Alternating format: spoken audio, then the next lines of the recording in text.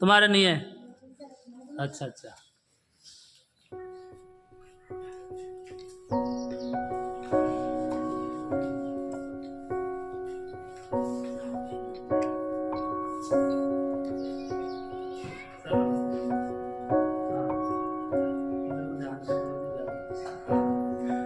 हाँ लाओ बेटा, क्या शुरू करें?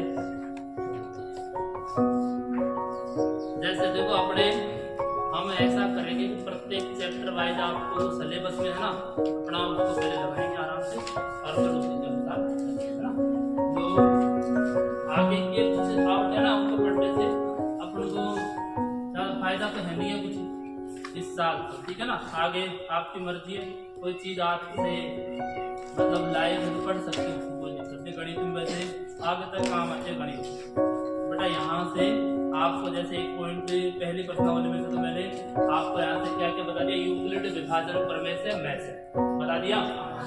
हालांकि वो थोड़ा सा क्या है आपका यूक्लिड विभाजन प्रमेय से मैथ से बता दिया।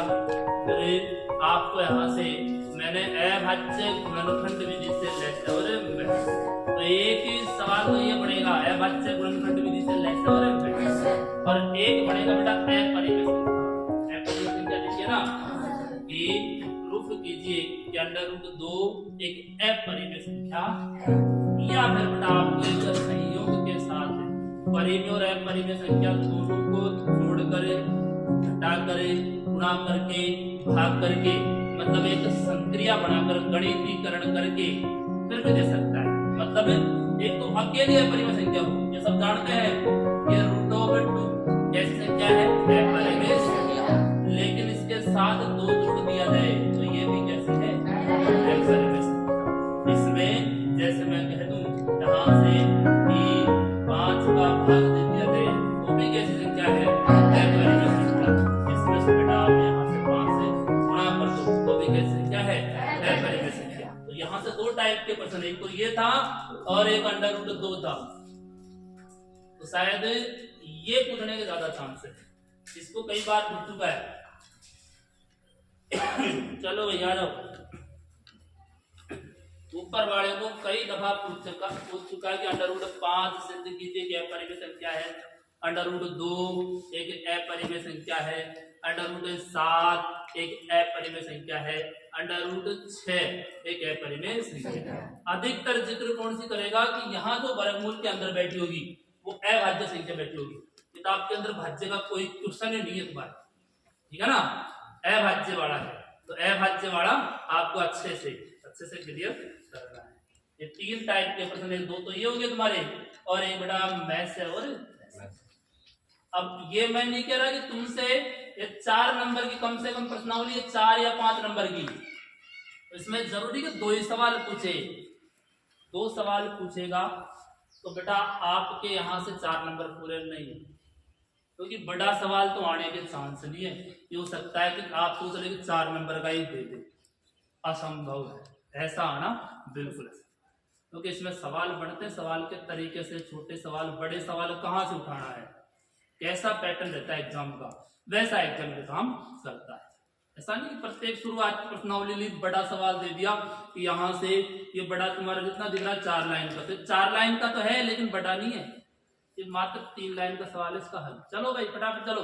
तो यहाँ से कहने का मतलब तुम्हारे ऐसा है कि इनमें से एक नंबर का भी पूछ लेगा, 2 संख्या दे देगा छोटी छोटी, और उनका मैं से पूछ लेगा केवल, या ले से पूछ लेगा, या पूछ लेगा संख्याओं का जिक्र कर लेगा। यहाँ से जितनी भी संख्या पद्धति में संख्या पढ़ाई है तुम्हें, उन तमाम संख्याओं के बारे में एक एक संख्या हो सकता है, पूछ लेगा कि सह अभाज्य संख्याएं कौन सी पहचानिए, तो 4 दे देगा ऐसे कैसे सह अभाज्य संख्या को प्राइम नंबर। चलो मैं लिखता हूँ, देखो 4 लिखता हूँ, ऐसे बताना आप लोग है ना, जानते ना कौन से भी सह अभाज्य संख्या,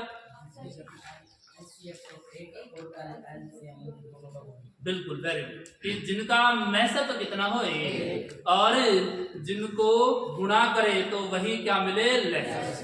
मान लो जैसे मैंने ये 4 ऑप्शन लिख दिया ऐसे कैसे, ये जैसे कै खे गे और घे, तो जैसे बेटा 2 और 5 लिख दिया, खे का मतलब बेटा मैंने 3 और जैसे 8 लिख दिया, और गै का मतलब यहाँ से लिख दिया, जैसे बेटा यहाँ से 2 और 4 लिख दिया, और घै का मतलब लिख दिया यहाँ से 7 और 10 लिख दिया, 8 आपको ले लो, जैसे बेटा मैंने ले लो यहाँ से, आप यहाँ से 15 से 17 और बेटा आप ले लो 23, ये संख्या ले ली और सवाल बढ़ा दिया उपयुक्त में से कौन सी सह अभाज्य संख्या नहीं है।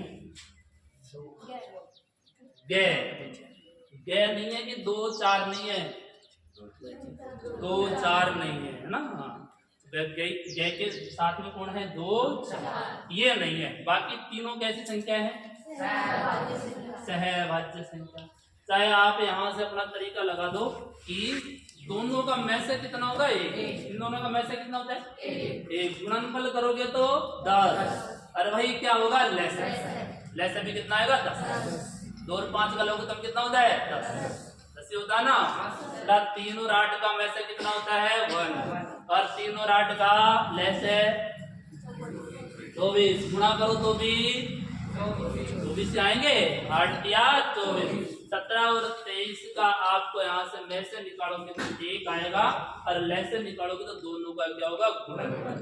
तो मैंने आपको 3-4 बातें और बताई थी कि 2 सह अभाज्य संख्या, सह अभाज्य का मतलब वो आपका एक तरीके से 2 भाज्य भी हो सकती है, 2 अभाज्य भी हो सकती है, एक भाज्य और एक अभाज्य भी हो सकती है। देखो ये दोनों ही कैसी है अभाज्य, ये दोनों ही कैसी है अभाज्य।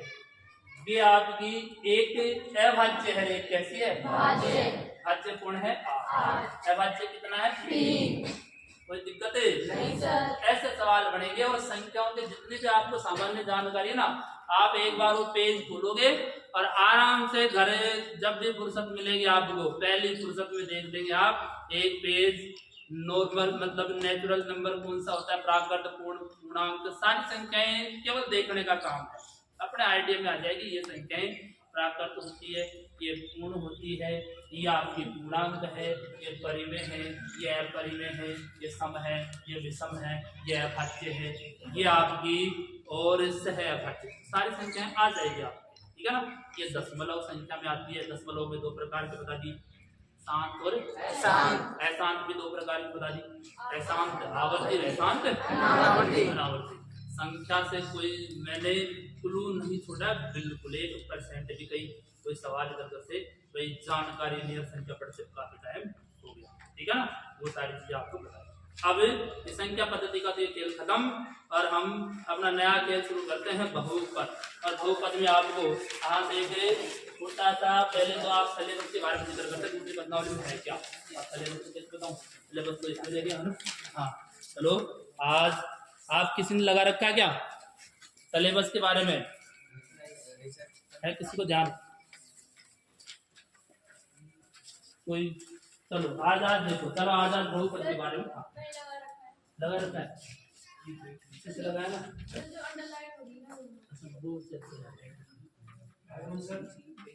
Yes coming. हाँ बेटा, यहाँ से आपको दे रखा है कि जैसे इसमें से ये है ना बहुपदों के लिए एल्गोरिथम है, ये प्रोसेस, बाकी सब कुछ दूसरे में। जैसे पेज नंबर निकालो 36 से 36 पेज पे आ जाओ, देखिए क्या है इसमें, बाकी कल अच्छे से और जिक्र करके बता दूंगा। Page number 36। बाकी बेटा बहुपद के बारे में तो हमको समझना है कि बहुपद है क्या, क्या राज है बहुपद के अंदर, और हम लोगों ने 9वीं क्लास में पढ़ा है। तो ये बहुपदों के लिए विभाजन एल्गोरिथम मतलब बहुत अच्छा काम करती है, बहुत ही बढ़िया काम करती है, भाग देने वाला सिस्टम, मतलब हमने भाग दिया था 9th क्लास में दिया था ना कि एक बहुपद का दूसरे बहुपद में क्या देते हैं भाग, और भाग देने पर हमें पूछ लेता भागफल से ज्ञात कीजिए, है ना, यही कंडीशन पूछता है। बेटा आज तो नया आएगा, नया विद्यार्थी मेरे को लग रहा है, बेटा आप नया आएगा आज, हाँ 1 2 कौन सी क्लास है, 9th 9वीं पढ़े हो, कोई 10वीं वाले बुलाओ पकड़ के सब।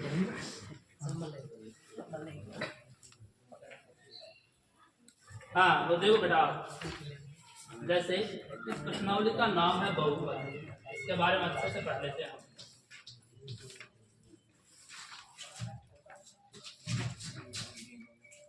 हाँ देखो, बहुपद और बहुपद को कहते हैं पोलिनोमियल्स।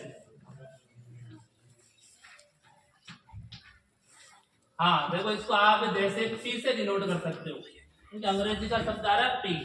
तो सबसे पहले इस प्रश्नावली का नाम लिख रखा बहुपद। बहुपद का मतलब बहु है ना। अरे कौन सी बहु समझ रहे हो तुम? वो बहु नहीं है। हाँ, बहु का मतलब होता है बहुत सारे, और पदों का क्या हो? संयोग। मतलब बहुत सारे का मतलब एक पद नहीं होना चाहिए। एक पद भी होगा उसके साथ हम दूसरा पद अपने मर्जी से लगा सकते हैं, 2 पद बना सकते हैं। कम से कम कितने पद हो? 2। और बेटा यहाँ से बहुपद को पहले हम एक नाम से और जानते हैं, इसको बीजीय व्यंजक कहा जाता है। इसको कहा जाता है बीजीय व्यंजक। और यहाँ से बीजीय व्यंजक भी आप लोगों ने पढ़ा होगा, नाम जरूर सुना होगा। सुना था क्या? बीजीय व्यंजक मतलब एक तो होती है बीजीय राशियां और एक होते हैं संख्यात्मक मान। संख्यात्मक राशियां मतलब एक तो होती है संख्या और एक होती है बीजीय राशियां, और दोनों का क्या होता है? संयोग। संयोग आप सभी जानते हैं, 4 चिन्ह करते हैं, जोड़ बाकी गुणा, और उनसे बढ़ता है बीजीय, और उसी को नया नाम दिया जाता है बहुपद। तो अब आप जैसे बीजीय राशियां कहेंगे, आप बीजीय राशियां क्या होती है? बोलो बीजीय राशि कहेंगे। बीजीय राशियां नहीं है मालूम? अरे अंग्रेजी वर्णमाला के अक्षर जितने भी हैं सब क्या है? बीजीय राशियां। अंग्रेजी वर्णमाला के अक्षर देखे ना आप लोगों ने गणित में, उन सबको बीजीय राशियां कहेंगे। ये सब बीजीय राशियां। और यहाँ से आप जैसे संख्यात्मक मान कहोगे तो कोई ना कोई संख्या आ जाएगी, किसी भी प्रकार की संख्या आ सकती है। संख्यात्मक मान या संख्यात्मक जो भी आपकी संख्या कहते हैं, ये दोनों संख्यात्मक मान मतलब जैसे मैंने लिख दिया ये -5 लिख दिया, जैसे बेटा यहाँ से 2/3 लिख दिया, जैसे बेटा 0 लिख दिया, -1 लिख दिया, ये सभी संख्याएं हैं आपकी। और इन दोनों का क्या हो जाता है? संयोग। इन दोनों का संयोग करते हैं 4 चिन्ह। ये जैसे संयोग, या इनको कहते हैं गणित में संक्रिया। क्या कहते हो? संक्रिया। अब संक्रिया करने वाले 4 चिन्ह तुम्हारे सामने, जोड़ बाकी गुणा और भाग। समझ लो ये चारों चिन्ह इस्तीफा दे जाए ना गणित से, तो ये गणित को भी ये मान लो कि जड़ से समाप्त कर जाए, कुछ नहीं रखा फिर गणित। फिर तो हमें एक तरीके से राशियां दिखेगी, और राशियां आपस में जब तक नहीं मिलेगी, जब तक संक्रिया नहीं करेगी, 2 राशियां जुड़ेगी नहीं, तो एक तरीके से आपका यहाँ से कोई संख्या का विशेष जो रूप होता है ना वास्तविक, वो सामने नहीं आने वाला है। मैं कहूँ 25 तो है बेटा, ये 25 तो है, लेकिन ये 25 आपका ऐसा नहीं कि 2 रख दिया, 5 रख दिया, 25 हो गए हैं। ऐसे तो नहीं कहा 25, ये 2 है, ये 5 है, अब तो नहीं कहा 25 है, अभी तो और 5 यस, अब भी तो नहीं कहा मैंने 25 है, ठीक है ना। अरे 25 है, इसका मतलब कुछ विशेष रहा इसके अंदर, 25 के अंदर भी जैसे ऐसा है कि जैसे इसको लिख बनाया गया था बेटा, इसका विस्तारित रूप कर दो, विस्तार कर दो आप। इसको कहेंगे 2 क्या है? दहाई। 2 तो दहाई है बेटा, यहाँ से दहाई, और बेटा 5 क्या है? इकाई, और बीच में कौन सा चिन्ह? प्लस। 5 इकाई। ऐसा था ये रूप कि 2 दहाई और 5 इकाई। दहाई का मतलब होता है और इकाई का मतलब होता है, तो दहाई को गुणा किससे कर दोगे? 2 से। तो यहाँ से इनके बीच में भी कौन सा चिन्ह बैठा है? गुणा। अब गुणा है तभी तो हम गुणा करके 25 बढ़ाएंगे, ऐसे जैसे नहीं अपने पास मात्र क्या रह जाते? डिजिट। डिजिट क्या होता है? अंक। अंक कितने रह जाते? 10। ये 10 अंक ही रह जाते गणित में, और कुछ भी नहीं है। जब तक ये 4 चिन्ह साथ है तब तक गणित साथ है, नहीं गणित कब की साथ छोड़ देती अपना एक तरीके से। तो कहने का मतलब मैंने ये कहा कि 2 दहाई को कहेंगे 2 गुणा 10, और प्लस 5 इकाई तो कहोगे 5 गुणा 1, तो यहाँ से हो गया 2 2.5 मतलब 20 और 5 एकम 5 और कितने हो गए 25। अब बढ़िया से बढ़िया कितनी बड़ी है, तो इसका मतलब ये संक्रिया के लिए विशेष योगदान है। ये 4 चिन्ह है, ये योगदान विशेष देते हैं, तब जाके गणित का एक रोल ये संक्रिया बनाएंगे। तो अब ये थोड़ा सा अब यहाँ से बहुपद देख लेते हैं। जैसे बेटा ये बहुपद हुआ, अब बहुपद को आप पी से लिखोगे पहले, ठीक है, और बहुपद आपको यहाँ से बीजीय राशियां और संख्यात्मक जो मान है इनका क्या हो जाए संयोग।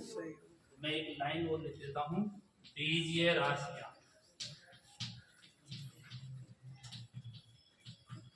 व संख्यात्मक मान का संयोग, संख्यात्मक मान का बेटा हो जाएगा संयोग। और ये संयोग आप सब जानते हैं 4 चिन्ह करेंगे एक तरीके से। जैसे मैंने x उठाया, x के साथ -5, तो आप ये माइनस बैठा इसके अंदर, ठीक है ना, इन दोनों को ऐसे कैसे रख दिया मैंने, x -5। बोलो संयोग हुआ तो नहीं, माइनस से के अलावा, तो अभी तो माइनस इसके साथ है, लेकिन हमने संयोग किसके साथ किया, प्लस के साथ। प्लस गुणा माइनस करोगे तो क्या आएगा माइनस, इसलिए आपका ये बहुपद बढ़ गया एक तरीके से। क्या बढ़ गया, बीजीय। जैसे मैंने और उठा दिया ऐसे कैसे कि पहले 2 को लिया, फिर यहाँ से y उठाया, 2 को गुणा किससे कर दिया, y से, और एक संख्या नई लेके आ गया, 5 जोड़ दिया इसके अंदर, तो ये भी क्या बढ़ गया, बन गया बहुपद। जैसे बेटा मैंने और लिख दिया कि y है, इसमें किसका भाग दे दिया 5, तो ये भी आपका बहुपद है। अभी फिलहाल एक पद दिखाई दे रहा है, एक पद अपनी मर्जी से कह सकते हो जैसे, तो फर्क पड़ेगा क्या, जीरो का भी गणित में अहम रोल होता है कि जीरो भी अपने पास है, इसका मतलब आपका ये भी बहुपद हो गया।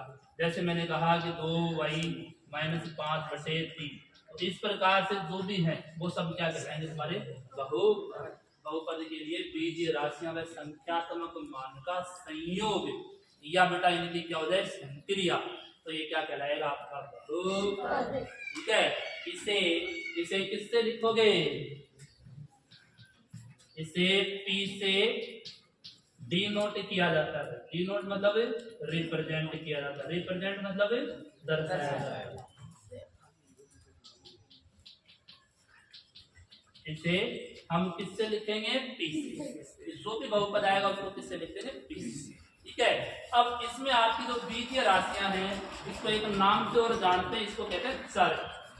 एक नाम से और आ गया बेटा, बीजीय राशियों को किस नाम से जानते हो, चर।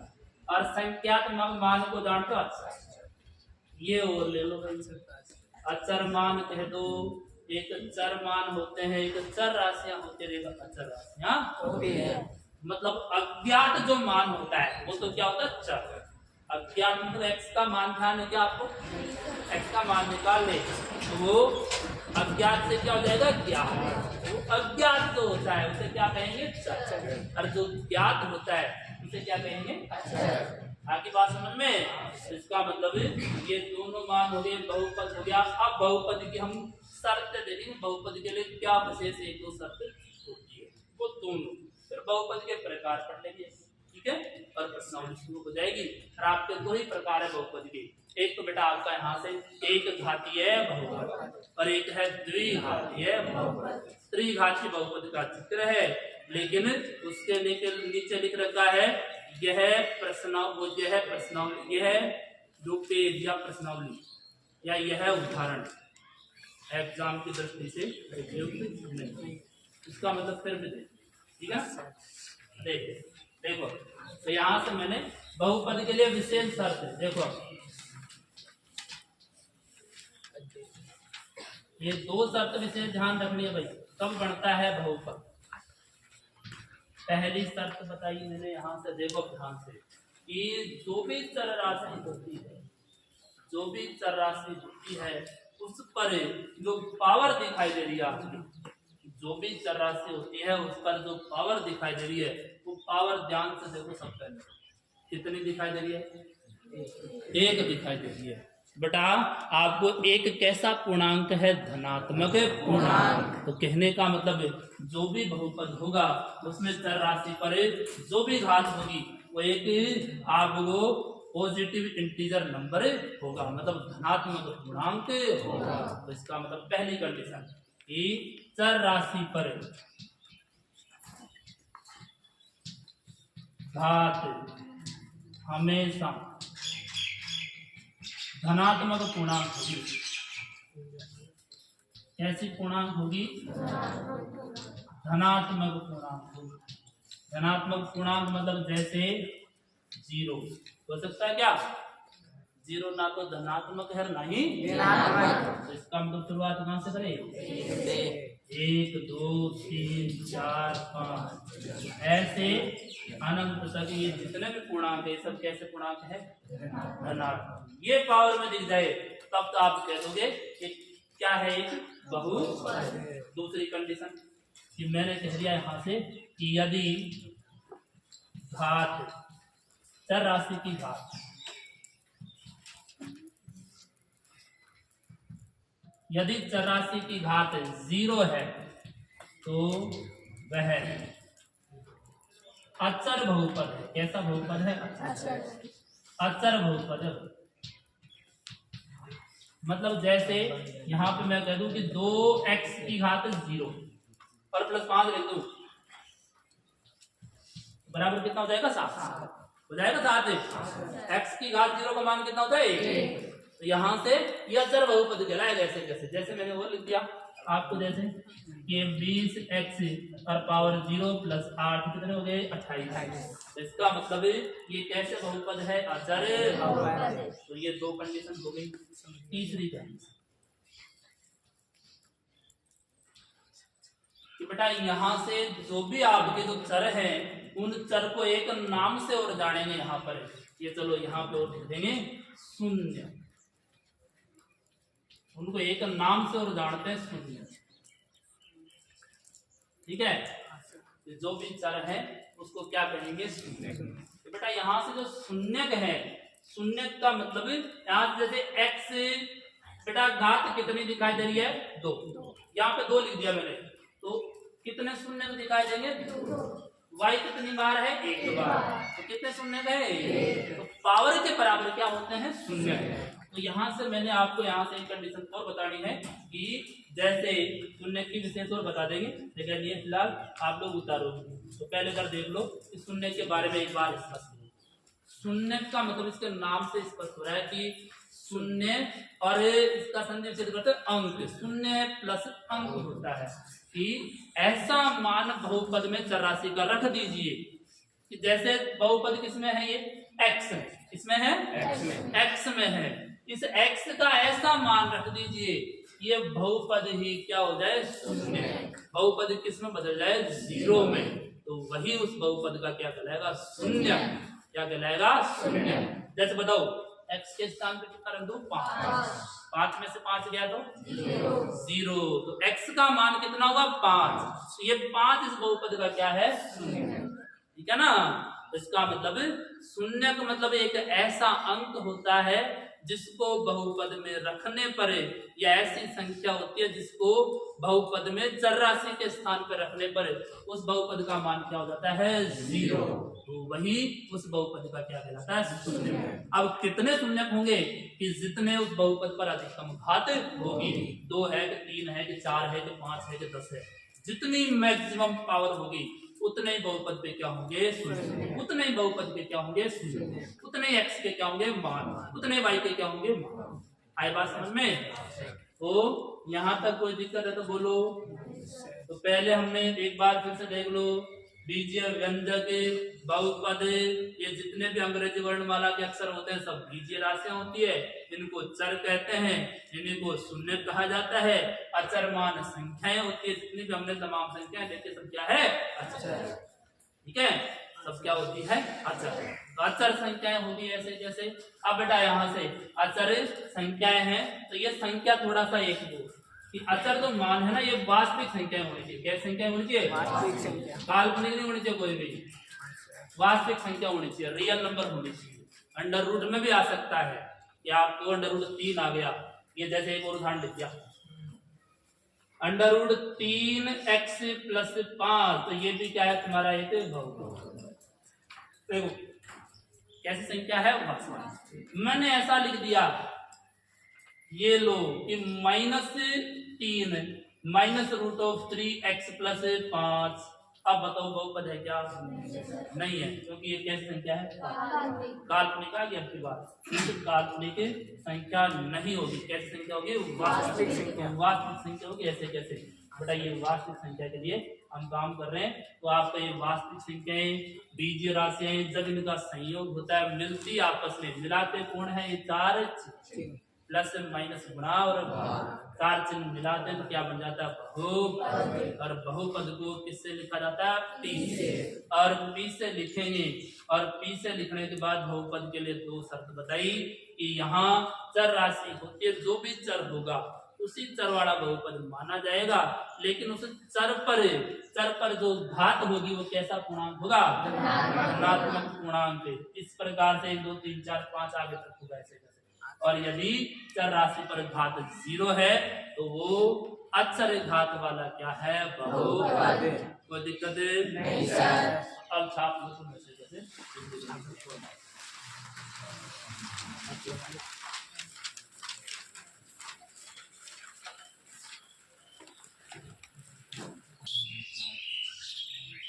हाँ, तीसरा देखो इसका शून्य। अब इस शून्य के बारे में पहले तो लिखते हैं और फिर बहुपद की शुरुआत करते हैं। आपको उधार तो दिया था ना, आ जाओ।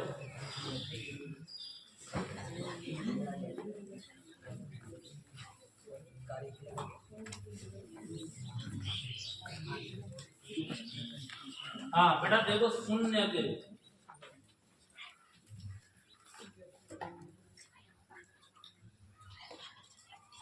क्या होता है?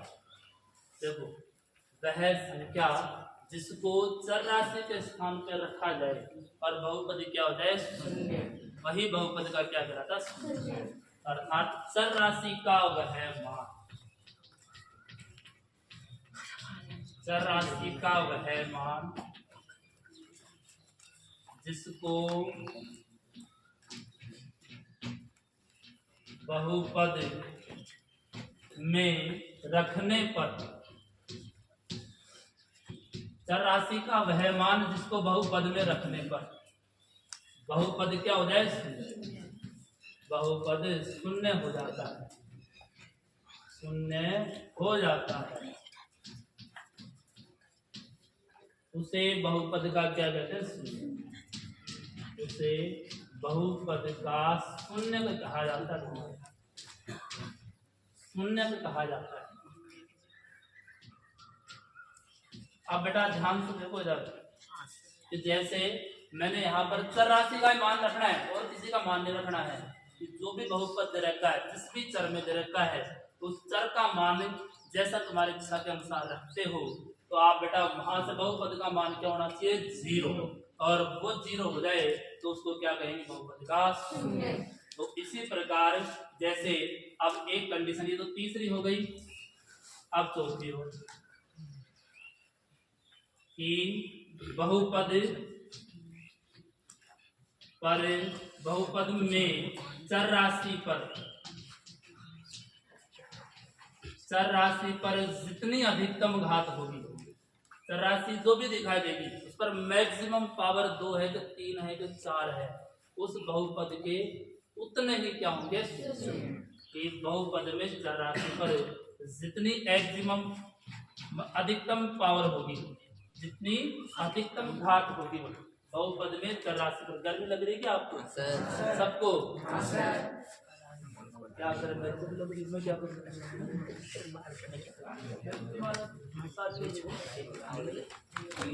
हाँ, बहुपद में चर राशि पर जितनी अधिकतम घात है, बहुपद में चर राशि पर जितनी अधिकतम घात है, उतने ही बहुपद के शून्य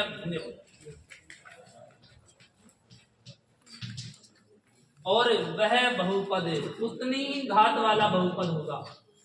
वह बहुपद, जो बहुपद है ना, वह बहुपद उतनी घात वाला। मान लो अधिकतम घात कितनी है? 1। दूसरे कहेंगे एक घातीय बहुपद। अधिकतम घात कितनी दिखा दे रही है? 2, उसे कहेंगे द्विघातीय बहुपद। अधिकतम घात कितनी दिखा दे रही है? 3, उसे कहेंगे त्रिघातीय बहुपद। इसका मतलब वह बहुपद उतनी ही घात वाला बहुपद कहलाता है, घात वाला बहुपद कहलाता है।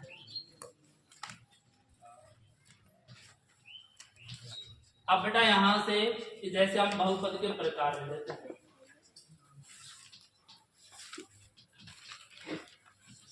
अब बेटा देखो सबसे पहले कि जैसे मैंने कहा कि यहां से पहले एक घातीय बहुपद, ये तो एक घातीय बहुपद है ना, इसको एक नाम से और जान कर बता दो, रेखीय बहुपद। एक घातीय जो बहुपद है ना, उसको रेखीय बहुपद कहते हैं। अर्थात इनसे क्या प्राप्त होती है? रेखा। अर्थात यहाँ से एक लाइन मिलेगी, रेखा प्राप्त होगी। बाकी जिसमें आपका द्विघात हुई, त्रिघात हुई, तो वहां से रेखा नहीं मिलेगा, क्या मिलेगा? वक्र। ऐसे लाइन मिलेगी आगे, और इसमें कैसे मिलेगी? बिल्कुल एक रेखा सीधी। तो ये तो रेखा है, और ये क्या है? यानी कि 2 घात जहां भी हो, 3 घात जहां भी हो, तो वहां से वो वक्र का रूप मिलता है। बाकी एक घातीय बहुपद के लिए हमेशा क्या मिलती है? रेखा। तो जैसे बेटा मैंने यहाँ से एक बहुपद का उदाहरण दिया,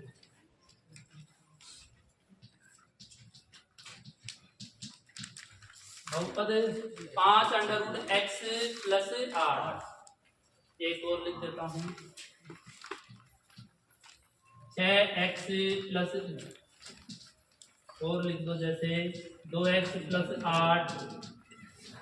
ठीक है? ठीक है ना? सही है? कहाँ सही है? x के ऊपर देखो 2 तो सही है, एक गलत है, शुरुआत का गलत लिखा है मैंने बहुपद है। x के ऊपर घात देखो कितनी घात है? 1/2। मैंने क्या कहा था तुमसे कि चर राशि पर घात कैसे होनी चाहिए? धनात्मक पूर्णांक। और ये धनात्मक कहाँ है? धनात्मक तो है लेकिन पूर्णांक नहीं है। 1/2 का मतलब है 0.5। मतलब जब भी अंडर रूट दिखता है तब हम घात में इस तरीके से, हमें अंडर रूट का मतलब आप सभी जानते हैं कि इसका मतलब होता है घात 1/2। किसी भी संख्या पर अंडर रूट है तो उसके ऊपर पावर अंडर रूट को लगा सकते हो, 1/2 में घात में लगा सकते हो। तो जैसे मैंने इसके ऊपर घात लगाई तो ये अंडर रूट कटाया, घात कितनी लगा दी? 1/2। और 1/2 का मतलब होता है 0.5। तो बताओ ये धनात्मक पूर्णांक कहाँ है? ये बहुपद कहाँ है क्या? बहुपद। इसका मतलब यहाँ से बहुपद के लिए आपको इसका विशेष ध्यान रखना पड़ेगा। भाई आपको एक देखो और उदाहरण, हाँ ये बताओ ये बहुपद है क्या? बोलो, है या नहीं? है? नहीं है? क्यों? क्यों नहीं है?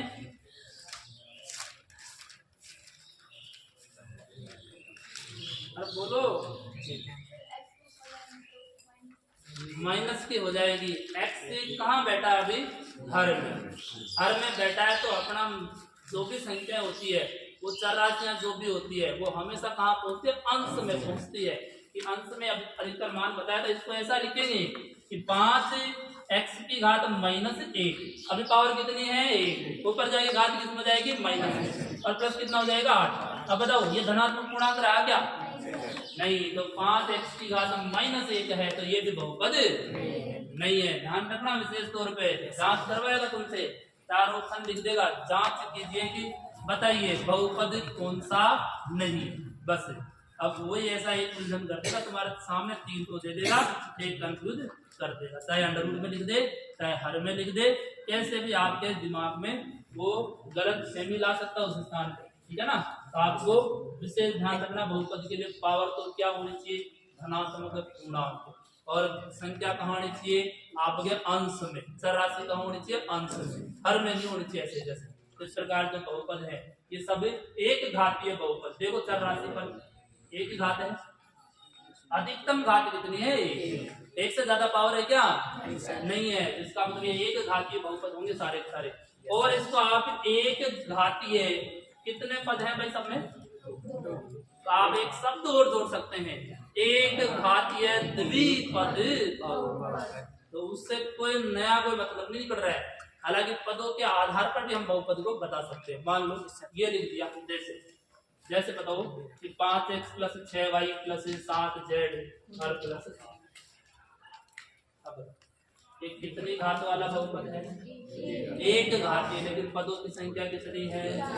तो एक घातीय 4 पदीय बहुपद या चतुर्थ पदीय बहुपद। इसका मतलब यहाँ से आपको पदों की संख्या जरूर आधार बता सकते हैं। जितने पद हैं उतने काउंट करने आपको। तो एक पदीय, ये आपका एक घातीय, या आपको बात का ध्यान रखना है रेखीय बहुपद है कि एक घातीय अधिकतम घात कितनी है।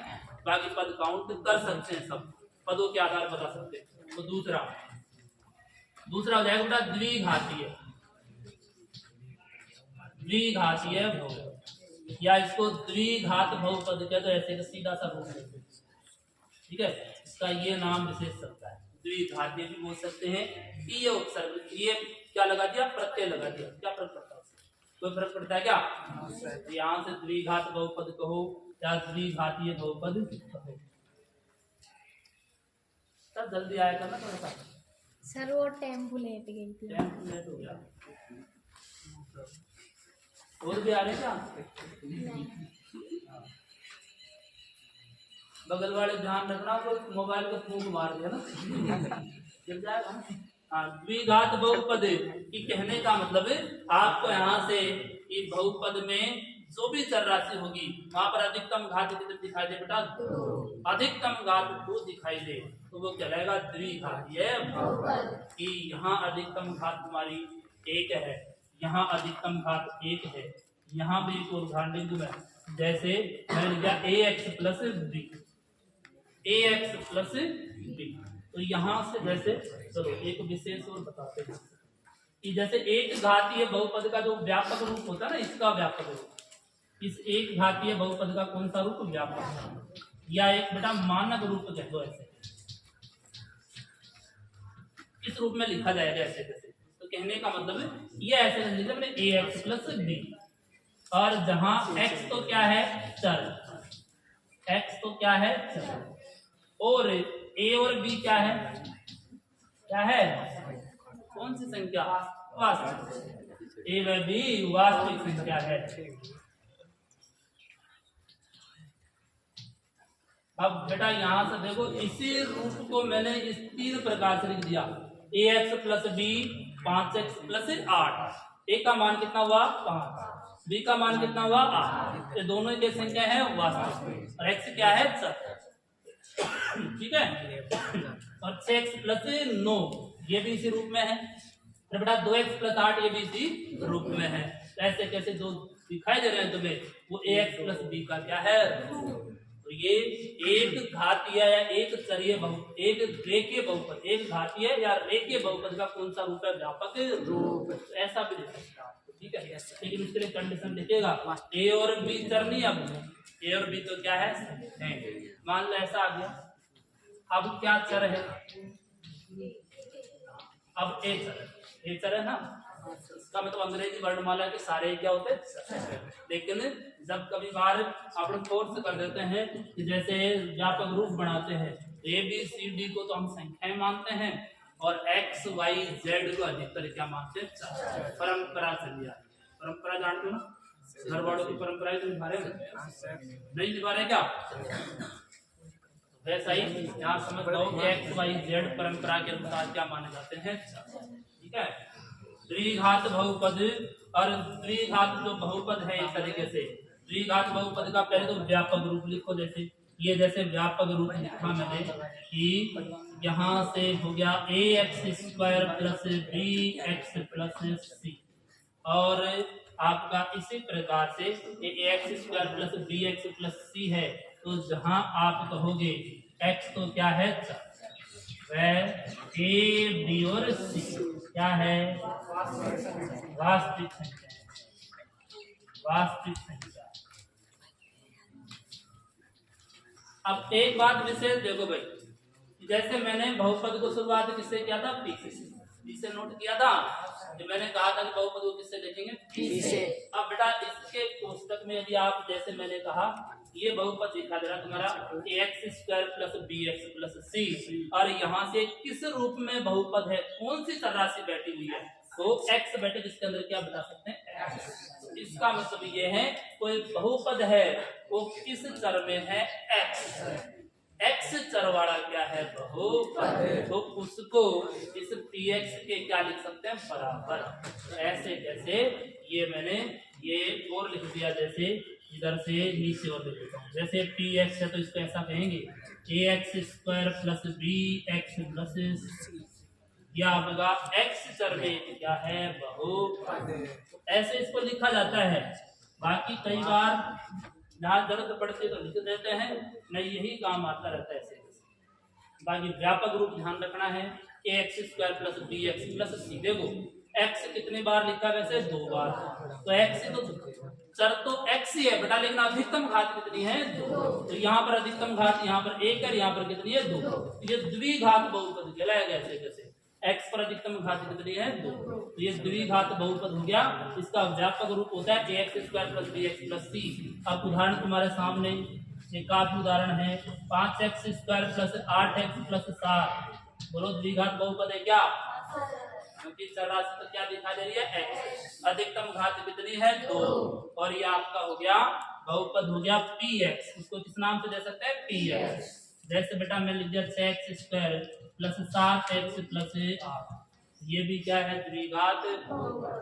जैसे बेटा एक लिख दिया 6y स्क्वायर प्लस 7y और प्लस 3, अब बताओ ये किस में है, y में है ना, इधर राशि क्या है, y, अधिकतम घात कितनी है, 2। जैसे बेटा 3x स्क्वायर प्लस 2x और प्लस 3, ये भी क्या है आपका एक बहुपद। बिल्कुल ऐसे आपको द्विघात बहुपद, और यही इंपॉर्टेंट तुम्हारे द्विघात बहुपद। अब इसकी विशेष डिटेल से पढ़ेंगे।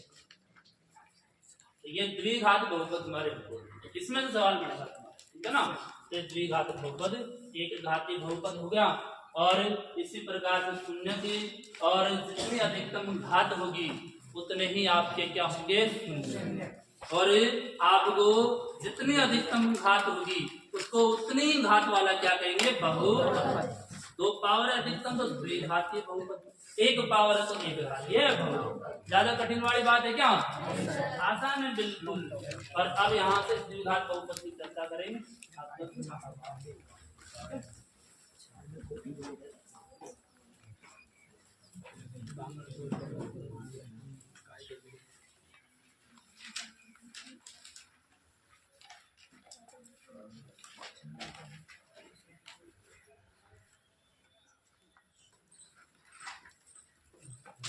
हाँ, 2 शून्य होंगे अधिकतम, क्यों, क्योंकि x और y जो भी चर है उस पर अधिकतम घात कितनी होगी, 2 होगी, तो 2 ही शून्य होंगे। बता दो भाई।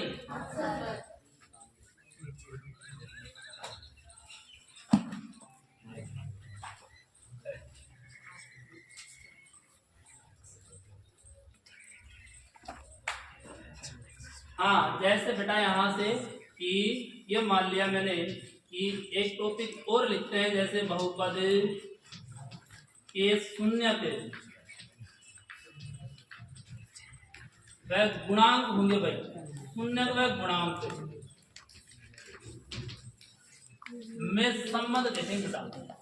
बहुपद में शून्य भी होगा और हम गुणांक और पढ़ते हैं। आज तक हमने गुणांक काफी बार पढ़े हैं कि जो भी चरराशि होती है उससे कोई संख्या क्या होती है, गुणांक, वही उस संख्या उस चरराशि का क्या कहलाएगा, गुणांक। जैसे मैंने लिखा है यहाँ से देखो कि ये x स्क्वायर है, 5x स्क्वायर, तो x स्क्वायर का क्या देखेंगे, गुणांक, तो कितना है 5। 8x है तो x का गुणांक कितना है 8। चिन्ह सही जुटाओगे ऐसे, जैसे प्लस का तो प्लस का और माइनस का तो माइनस का। जैसे अब मैं कह दूं यहाँ से x की घात 0 का गुणांक कितना है 7, क्योंकि x की घात 0 का मान कितना होता है 1। तो ये अचर बहुपद है, एक तरीके से अचर राशि है, x की घात 0 और इसका गुणांक कितना होगा 7। तो ऐसे गुणांक होंगे और शून्य होंगे। तब शून्य तो आपको यहाँ से देखो, शून्य 2 शून्य मान लेते हैं और इनमें रिलेशन क्या होगा, संबंध क्या होगा वो देखते हैं। सबसे पहले द्विघात बहुपद की बात कर रहे हो आप, द्विघात बहुपद और द्विघात बहुपद का व्यापक रूप सभी को बताया अभी, बोलो क्या होता है? ax square plus c, ax square plus bx plus c, ये होता है द्विघात बहुपद का व्यापक रूप, जहां पर आप लोगों को लिखवा रखा है कि x को क्या है चर, x चर है वह a b व c कैसी संख्या है? वास्तविक संख्या है। इसका मतलब है कि यहाँ से तो चर राशि की बात कर रही है, तो चर राशि और चर राशि क्या कहलाएगी? शून्य। तो उस चर राशि और गुणांकों के बीच में संबंध की हम रिलेशन पढ़ेंगे इनके बीच में। तो बेटा जैसे देखो, सबसे पहले हम दो बातें और लिख लेते हैं। एक्स स्क्वायर का गुणांक बताओ क्या होगा? ए होगा। इनको ध्यान रखना है कि ए क्या है? ए आपका शुरू में मिलेगा, बी बीच में मिलेगा, सी लास्ट में मिलेगा। एक्स स्क्वायर का गुणांक क्या कहलाएगा? ए। और बेटा एक्स का गुणांक क्या कहलाएगा? बी। एक्स का जो गुणांक होगा उसको हम बी कहेंगे। और साथ में एक नाम आता है अचर पद, और अचर पद को क्या कहेंगे? सी कहेंगे। ये तीनों बातें अपने खोपड़िया में बैठी ए बी और सी कहाँ होते हैं? ये अभी नहीं है, ये प्रश्नावली शुरुआत हो गई है और ये कम से कम 3-4 दिन काम आने वाला है। द्विघात बहुपद से बढ़ जाएगा द्विघात समीकरण और नया चैप्टर शुरू हो जाएगा, ठीक है? और आगे भी पढ़ लोगे। तो कहने का मतलब है ये आपका समीकरण बहुपद ए बी और सी व्यापक रूप, ये फिक्स हो जाना चाहिए अपने दिमाग के अंदर। X square plus b x plus c है। ए एक्स स्क्वायर का गुणांक होता है, बी एक्स का गुणांक होता है, और सी क्या होता है? चर, ठीक है? तो यहाँ से जैसे मैंने मान लिया, इसे कितने शून्य होंगे? 2 शून्य होंगे, 2 से ज्यादा तो नहीं होंगे ना। अर्थात एक्स के कितने मान होंगे? ये मानना पड़ेगा बेटा। मैंने मान लिया कि माना द्विघात बहुपद के शून्य,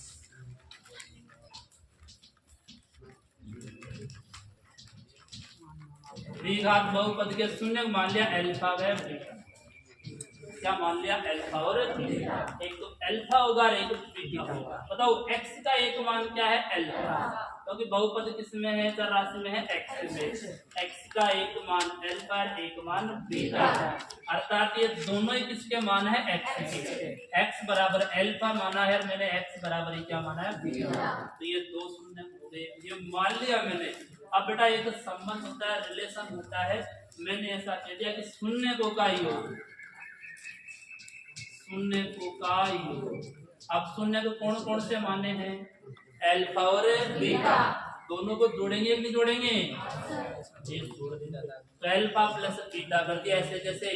पर बेटा यहाँ से आगे होता है कि यहाँ से माइनस एक्स स्क्वायर का गुणांक, एक्स का माइनस एक्स का गुणांक को कहाँ रखोगे? ऊपर, और नीचे रखोगे एक्स स्क्वायर का माइनस। और अभी ध्यान रखना, देखो ध्यान से कि बराबर माइनस एक्स का गुणांक ऊपर है और नीचे एक्स स्क्वायर का गुणांक नीचे। एक्स स्क्वायर का गुणांक कहाँ है?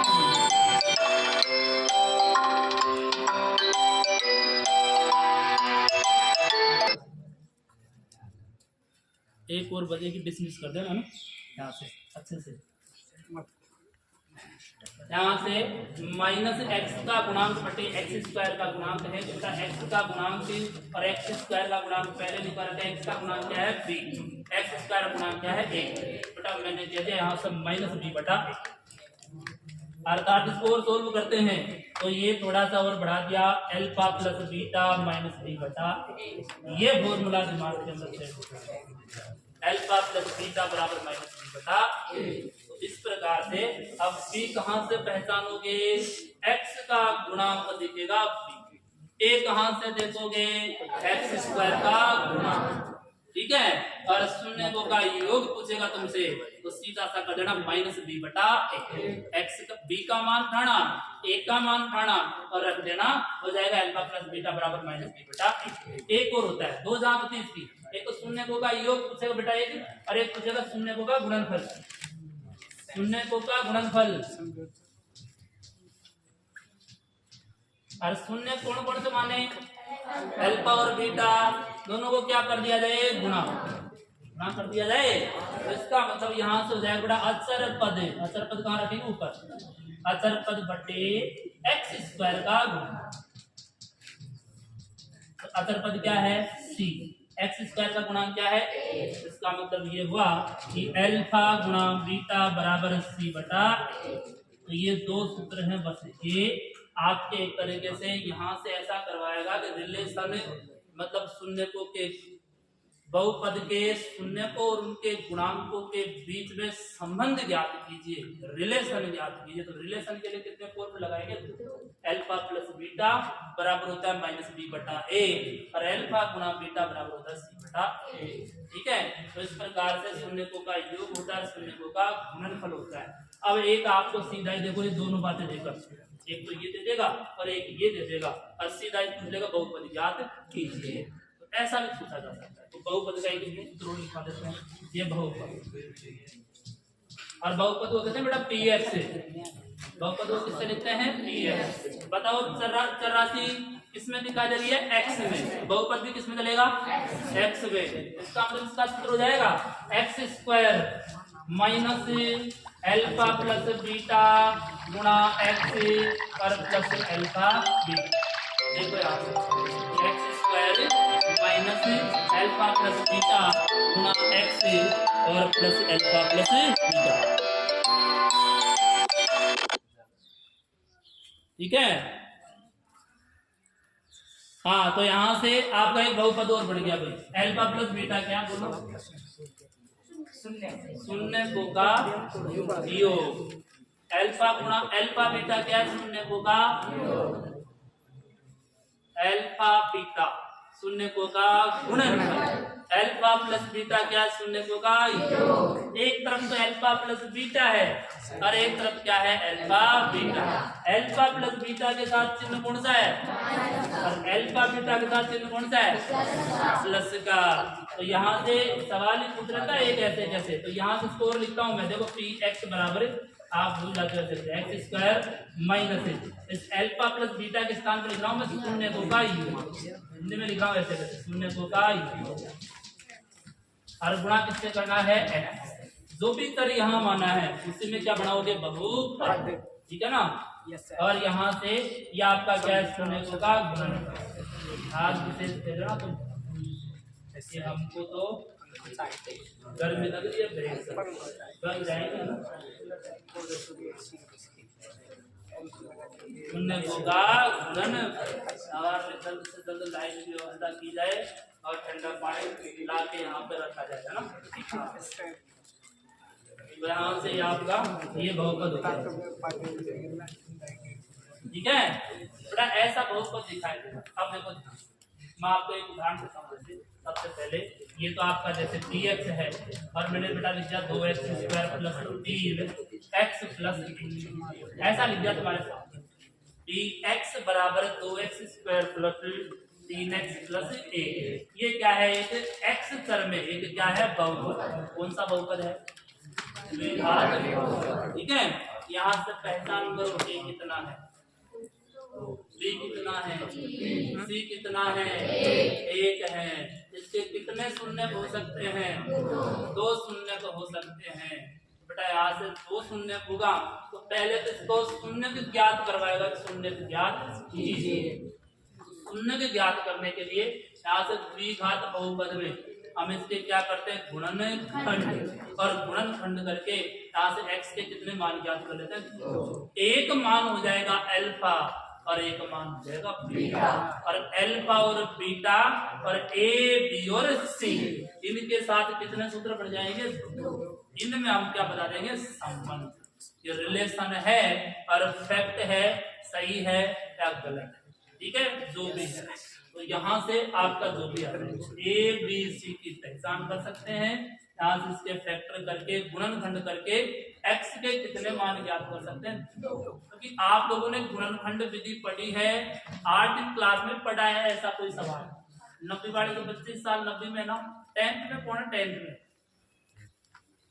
10th में तो नहीं आए हैं, 90 में आए हो ना तुम, 9th क्लास में एडमिशन तुम्हारा। हाँ, तो 8वीं क्लास में देखा होगा बेटा तुमने, 8वीं क्लास में एक किताब मतलब गुणनखंड प्रश्नावली का नाम, और उसके अंदर ऐसे कुछ सवाल दे रखे हैं। उसके आपके यहाँ से फैक्टर किए होंगे आप लोगों ने, फैक्टर करके x के मान यहाँ से कितने गुणनखंड किए होंगे और बराबर में क्या रख दिया जाए 0, तो x के मान आ जाते हैं कितने, x के 2 मान सामने आ जाते हैं। तो इस प्रकार इसके गुणनखंड होंगे। गुणनखंड होने के बाद यहाँ से आपको इस प्रकार से हम आगे कल का कार्यक्रम करेंगे कि ये बहुपद के बारे में विस्तार से बताएंगे। इससे पहले आप देख के जरूर आना, ठीक है ना। आज पढ़ा बहुत पढ़ा दिया ना, देख के आओगे ना, कल आते ही मैं थोड़ा थोड़ा पूछ लूंगा, ध्यान रखना। कैमरा चलेगा साथ में, मैं खड़ा कर लेगा, कैमरे के सामने जवाब दीजिए आपने क्या किया, ठीक है। बाकी देखो एक बात और कहूँ तुमसे, इस समय का सदुपयोग करिए। आप आधे घंटे भी घर जाकर पढ़ोगे ना, आधे घंटे, तो आपका बहुत कुछ तैयार हो जाएगा। गणित साथ के साथ ऐसी तैयार हो जाएगी कि आगे आपको कहीं कोई दिक्कत वाली बात नहीं है। फिर नहीं तो अभी नहीं पढ़े तो फिर बाद में पढ़ लेंगे, फिर बाद कभी आएगा ही, ध्यान रखना ना तुम।